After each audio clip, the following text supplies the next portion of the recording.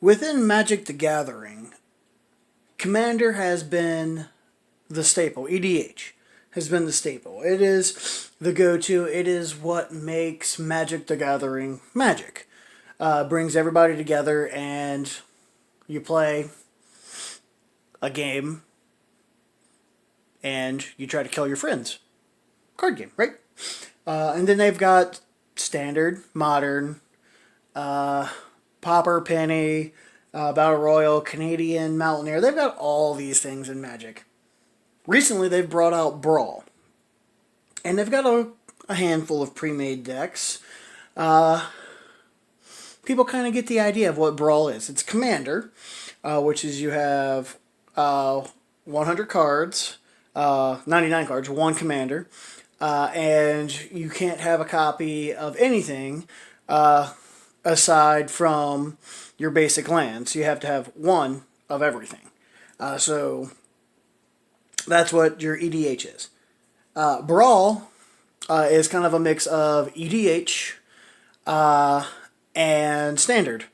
Now with Brawl, the idea is to focus more on the synergy of the deck, not so much your power plays or building up your combos. You need that synergy to make these decks work.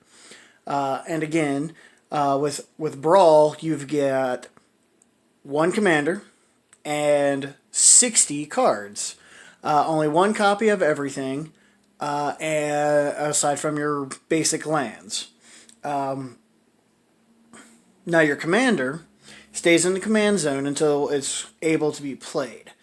So that's why you get 61. And your commander can be any legendary creature or specific planeswalkers that say it can be a commander. And you can also run like partner commanders where you got two of them. Those have to be like on their specific, which means can have a partner or whatever.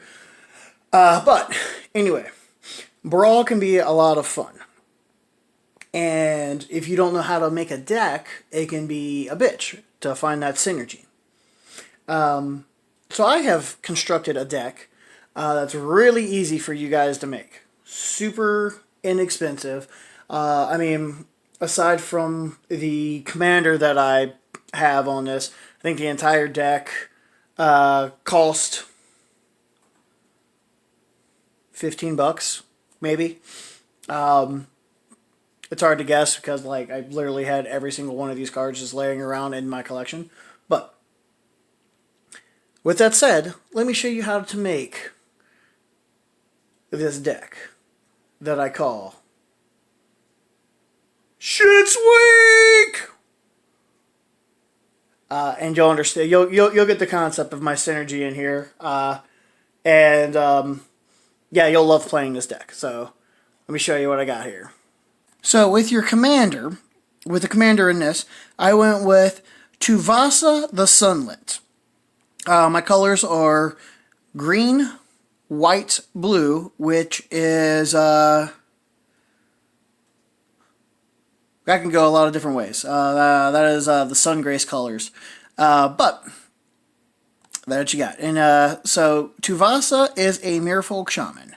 When Tuvasa Sunlit, she gets a 1/1 for each enchantment you control. So she's only a 1/1 right now in your command zone. But this deck has a ton of enchantments. So I'm going to put this over on the side, in the command zone we'll call it, and show you how big she gets and how fun this will get. And then whenever you cast your first enchantment spell each turn, you draw a card.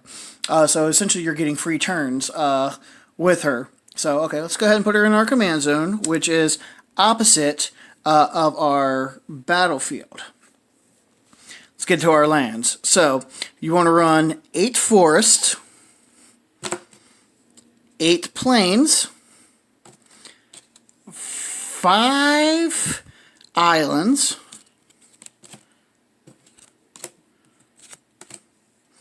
you want to get you some searchers, or some fetch lands. So I got Selensna, I have no idea how to say that, Guildgate, and All it is you tap it for either a forest or a plains. So that's an either or tap. You need that for your fetch. And going to get you a Thornwood Falls.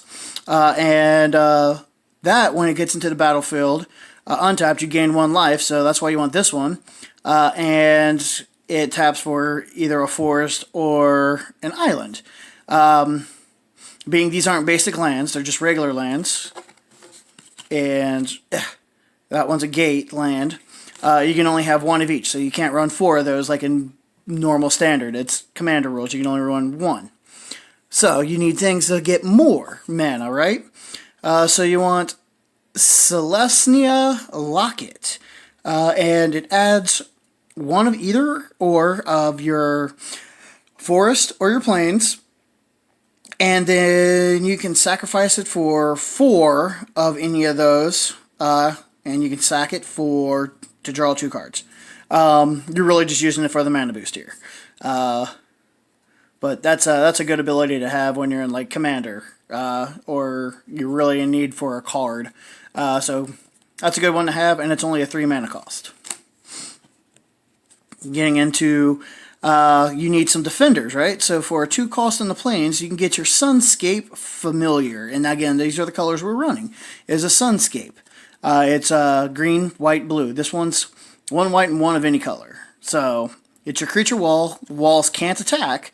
Green spells and blue spells you play cost 1 less.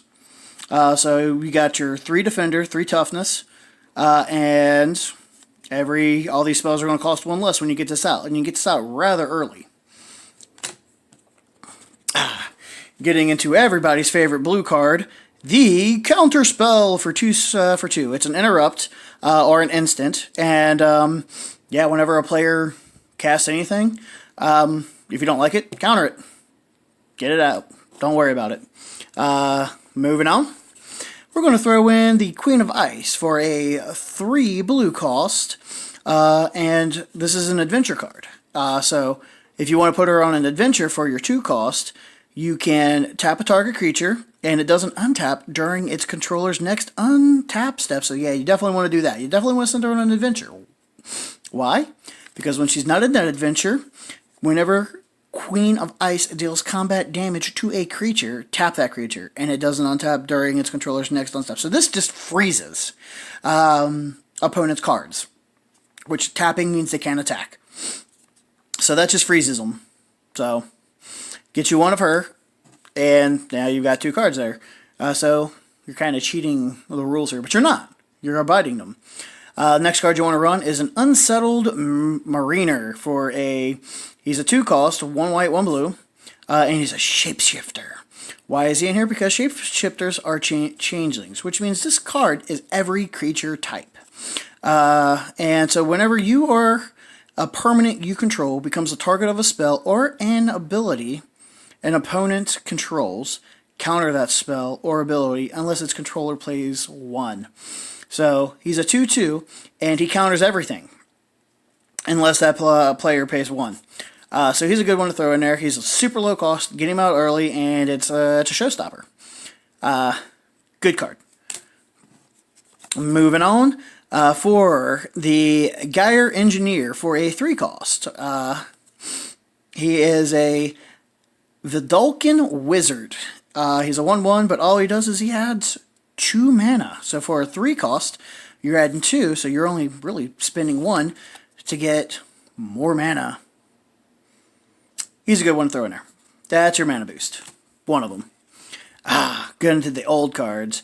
The Quirion Elves for a 2 cost. And she's an elf. He's an elf. There's 2 of them. As Quirion Elves comes into play, you choose a color. Alright, so you got your 3 colors. And then you can tap it and you add 1 color or 1 green to your mana pool. Or you can tap it and add 1 mana of the chosen color to your mana pool. She's a 1 cost, and she's just... You don't have to attack with her, but you're mana ramping. That's what green does. And that's why you want the ones that can choose any color, because you need all these colors to play these awesome cards. So another 2 cost. You're going to throw in a Utopia Tree, and it's a plant. So plants block, so it can't attack. But whenever you tap it, it adds 1 mana of any color to your mana pool. There you go, more mana. You can play, at this point, when you got these cards out, you can play anything. So, World Soul Colossus, huge card. He's a 3 cost, or he's a 2 cost and an X. He has Convoke, so your creatures can help cast this spell. Each creature you tap while casting the spell goes for 1. So, he can be a free play. World Soul Colossus, and when you tap them, boom. Say you're using this one, you're getting mana added to that. So, just keep that in mind. Get those mana tappers, you tap them to play him for free, and then you're getting more mana on there to add to this X cost. World Soul Colossus enters the battlefield with X, +1/+1 counters on it, and X is equal to whatever you pay in the mana. He can get huge. He can get huge. Hold him on for later in the game, and you can make him a 20/20. Now, moving on, you need your Ledev Champion for a 3 cost, and whenever Ledev Champion attacks, you may tap any number of untapped creatures you control. So, boom, boom. If you're controlling the other creatures, this is a control card. Ledev Champion gets a 1/1 until the end of turn for each creature tapped this way. You can pay the extra cost as loyalty cost and create a 1/1 white soldier creature token with lifelink. He's a 2/2, and you got your 1/1 lifelink token. So, yeah, whenever things are tapped, you can untap your creatures and attack with them. So attack, boom, boom, boom, boom, boom. Really good card to play because you got the token, and he untaps your cards, so you can just continue to attack. Getting into the old cards, Horned Cheetah for your 4 cost. Obviously, it's a cat, but whenever Horned Cheetah deals damage, you gain that much life. She's a 2 damage, but you can add tokens to her. You can add counters to it. This is like an original lifelink card, but it deals damage, and you get that as life. Good card, really, really good card. Getting in here now, you need your Llanowar Knight. Your 2 cost, green white. It is an elf knight. Gives you protection from black. 2/2. Protection from black. Nothing black can do anything to you. You got your Sabertooth Nishoba. He's kind of a steep cost. That's okay. He's a beast. He's a 5/5. So that big cost right there, doesn't worry about it. Don't even care because you've got so much mana. 5/5. He has Trample, so if anybody tries to block him, it's going through, doesn't matter. He has protection from blue and protection from red, so, yeah, you're going to attack with him regardless, and nothing can block him. Well, I mean, like, green and white can block him, but whatever. But, yeah, the big ones, nothing can do anything to him. Good, so you got protection from black and protection from blue and red. Getting into some good, beautiful art cards here. Captivating Unicorn. For a 5 cost, Unicorn, and it has Constellation. So whenever an enchantment enters the battlefield under your control, tap target creature and opponent controls. And there is a lot of enchantments in here you're about to see. So you're going to be able to, whenever he does damage, you're going to be able to tap a lot of creatures. And he does 4/4. Moving on. The Archon of Sun's Grace for a 4 cost. He has flying and life gain. He's an Archon. So this thing right here that looks like Loki. Flying and lifelink, and Pegasus creatures you control have lifelink. That comes in mind. Most Pegasus have lifelink, especially the Sun Graces. So this just makes the Pegasus that you have that aren't Sun Grace a Sun Grace. But he also has Constellation, so whenever an enchantment enters the battlefield under your control, create a 2/2 white Pegasus creature token with flying. Oh, and look, that creature now has, that Pegasus creature, for each enchantment you have, is going to have lifelink on it also. 2/2 lifelink, and he's a 3/4, so that's a good one. That's a really good one for this deck, and you're going to see here in a second, and about 4 cards, why this gets really nasty. So to run with that one, this is now going to have lifelink on it because this is a Pegasus Courser. Has flying. All Pegasus have flying, obviously, and it's Pegasus. Whenever Pegasus Courser attacks, another target attacking creature gains flying until end of turn. So this one just gives something else you have in there flying. So you can make that Alpha Flyer if you want. And flying is hard to block because not a lot of people is going to like focus on putting flying things in their deck unless it's all flying. Or they're not going to have a lot of reach in there because, I mean, nobody really plays a lot of flying, and they should. This is just, it's a great ability. And it's a 1/3. So it doesn't strike hard, but he now has lifelink on him. And he has flying, so he's probably not going to get blocked, and he's going to give something else flying. The Centaur Nurturer for a 4-cost. Bleh. Centaur Druid. When Centaur Nurturer enters the battlefield, you gain 3 life. You got a lot of life. And when you tap him, boom! 1 mana of any color. Oh, look at that. You got so much mana on here. This is ridiculous. This deck gets ridiculous. This is a perfect Brawl deck. This is a perfect any deck. But he's a 2/4. I could take this deck and put it up against a modern deck, a standard deck, and it would probably destroy it. So now next one, you got a 1-cost. Ooh, yeah, you need this 1-cost to get him out there early. He's a Moss Viper. He's a snake. 1/1. Just about every snake has that death touch, so you know he's going to put it on there, and people's going to think twice about hitting that because he can block their big ass creatures that strike for 10. He's going to block it, and that creature's going to die. So yeah, you need your small cost, and snakes are death touches, and they're green, and they're just amazing. Snakes and scorpions, if you can find those, you can even like replace it with the I can't remember which head scorpion I think it's called, and same effect. He's a 1/1 death touch, so great card to have. You need to put a death touch in there to protect yourself. And just in case somebody has flying and you don't have enough out there, get you some Nixus Wardens for a 3-cost. It has reach, so that means they can block flying. It's also a constellation, so whenever an enchantment enters the battlefield under your control, you gain 2 life. And he's a 1/4, so you're going to get a lot of life out of this entire deck. A lot of life. You're probably never going to die. I'm going to show you why here, because there's a lot. And I've saved the enchantments for last, because there's a lot. So next, when you go and you want to Inspire Awe, it is an instant for a 4-cost. Prevent all combat damage that would be dealt this turn, except combat damage that would be dealt by enchanted creatures and enchantment.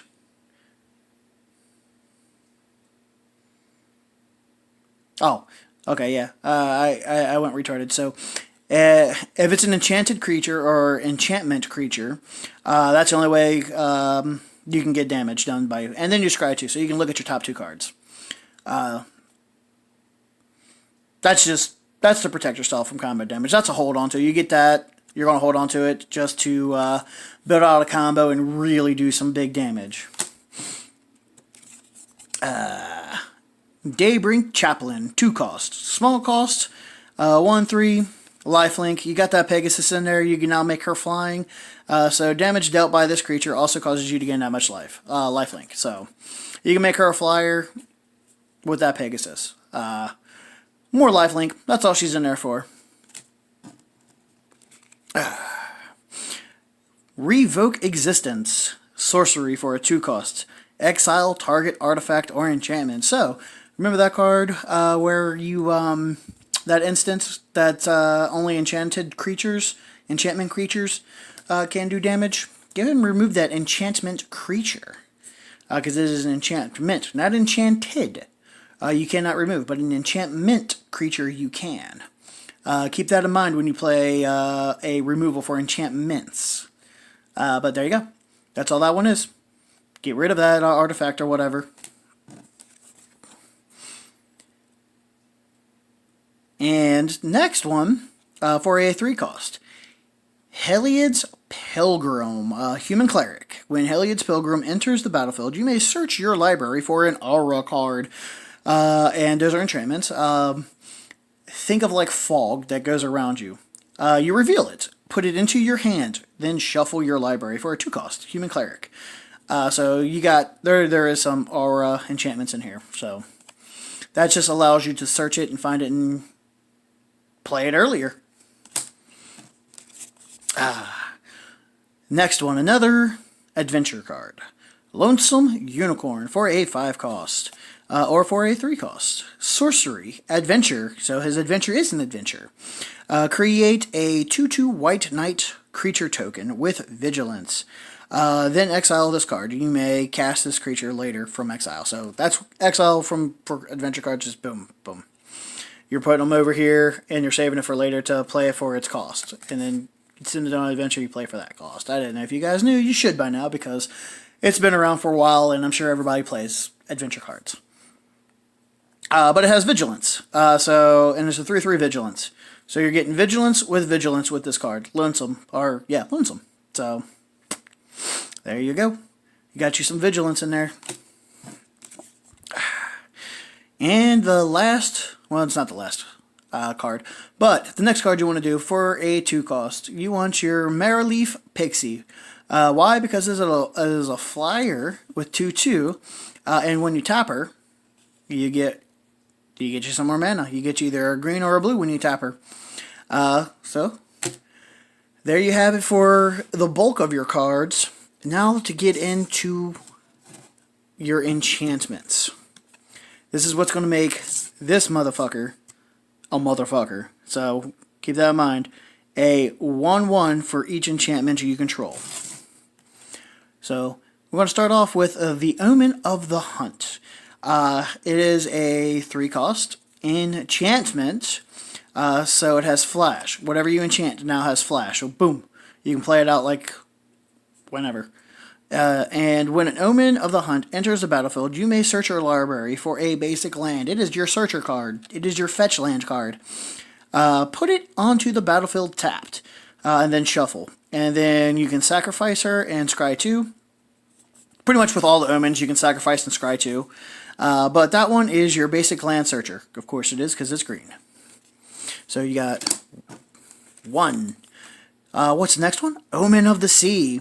For a 2 cost. Flash, so you can play it again whenever. But whenever Omen of the Sea enters the battlefield, scry 2, and then draw a card. So boom, boom, draw a card. And then you can sacrifice it and scry 2 again. Like I said, all the omens are like that. The next one you might consider doing there if you wanted to. I chose not to because this next white one is better. White enchantment, but there is an omen of, I can't remember what it is, but she's a white card and she's a 2 cost also. Does the same thing, gives you flash, and she gives you life per every token or something like that. She's a good one, but this one's better. So, Banishing Light for your 3 cost enchantment. When Banishing Light enters the battlefield, exile target non-land permanent and opponent controls until Banishing Light leaves the battlefield. Yeah, anything except for land gets banished. Yeah. So that is a rough card. And it's just beautiful card art. It just reminds you of like heaven, right? It's beautiful. So we're up to 3. We're up to 3 enchantments. Now for a 1 cost. Ooh, super simple. Sential's Eyes. And here is an aura. So it is, you can enchant a creature. Enchanted creature gets a +1/+1 and has vigilance. Escape. So for 1 cost, you can exile 2 other cards from your graveyard.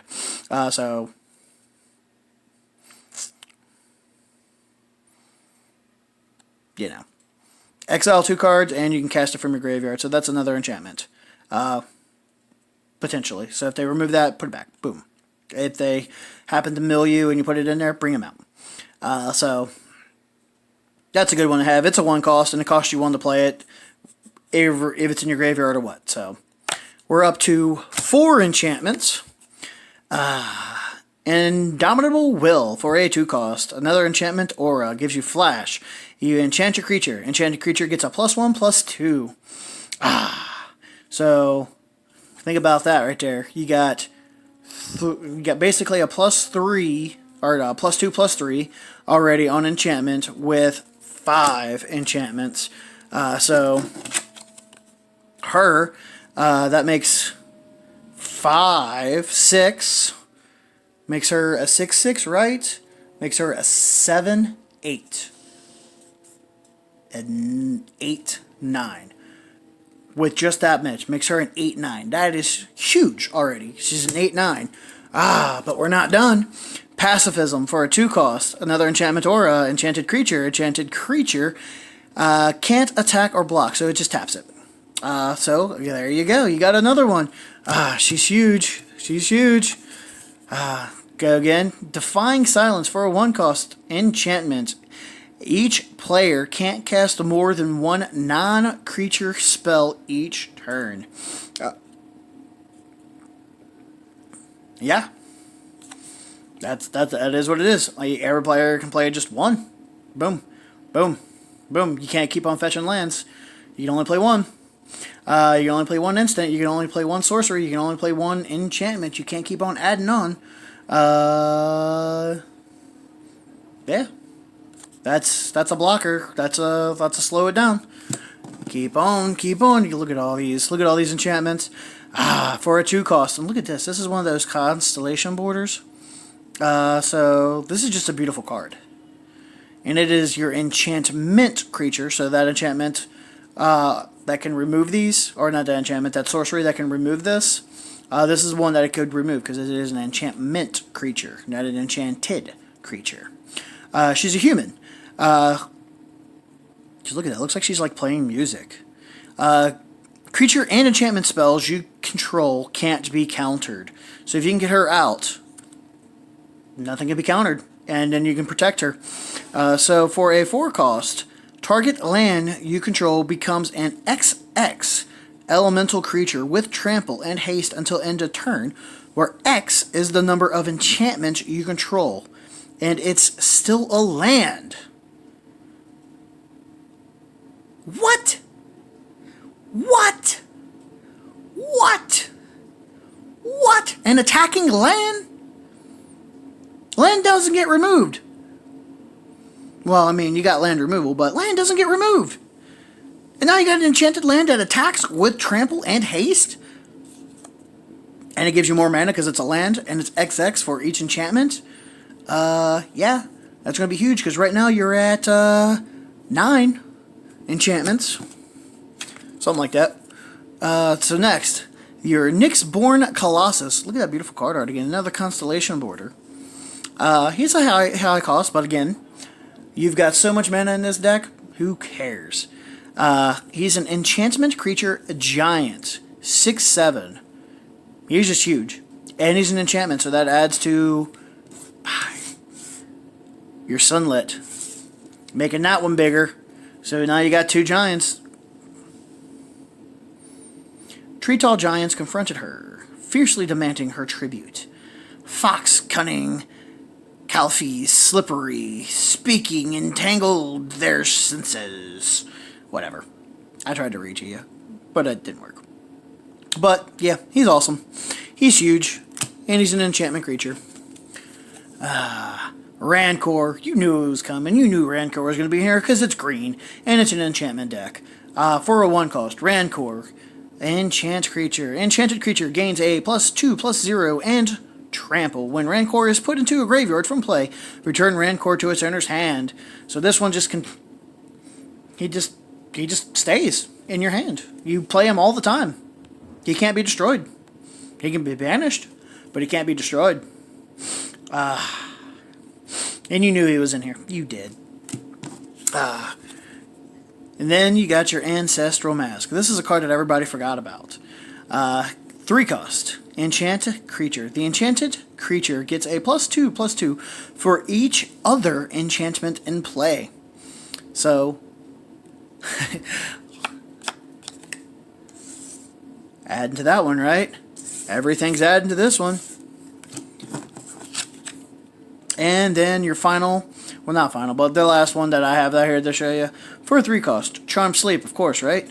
He's an aura, and what he does is he sleeps your creature until it gets removed.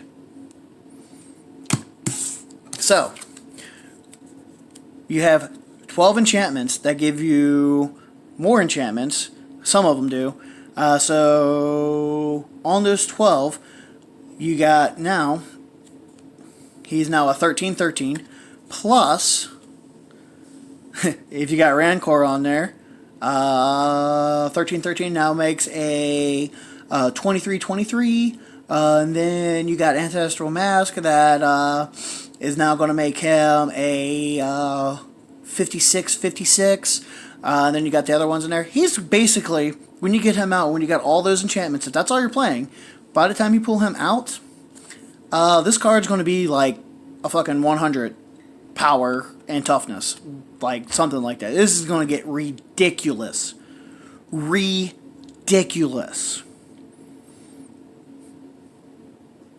So bad your friends might burn you with a cigarette. Re-fucking-diculous. But you're going to laugh the entire time because this deck's ridiculous. It is the most brawl deck ever. And like I said, it could probably take a standard deck, a modern deck, a burn deck, a graveyard deck. It could take this. It could take an Oko deck. There you have it, guys. Your Brawl deck with Tuvasa the Sunlit. This is a fun deck. And I'll tell you what. Here's what I'm going to do. Go ahead and like and subscribe this video. By April 14th, by Easter, if I get 1,000 new subscribers, so make sure you tell everybody, I will give you this Brawl deck for free. And I'll even add a sideboard. So you'll get 61 cards plus a sideboard. And then you could either take out those enchantments and add more creatures, or what? I'll add a sideboard to it. There you have it. Go ahead, share this video. Make sure people subscribe. And if I get 1,000 new subscribers, I will randomly choose one. So make sure you comment on here how you would improve this deck. And the best comment will win. And I will customize this deck to how you would make it better, and that will be the deck I gave you. So yeah, like, subscribe, and make sure you hit that bell thing too. Everybody says that. I never tell you that, but go ahead and hit that bell thing so you get notifications, because I do this shit all the time. But until next time, guys, don't let an Asian fart in your face. I wanna be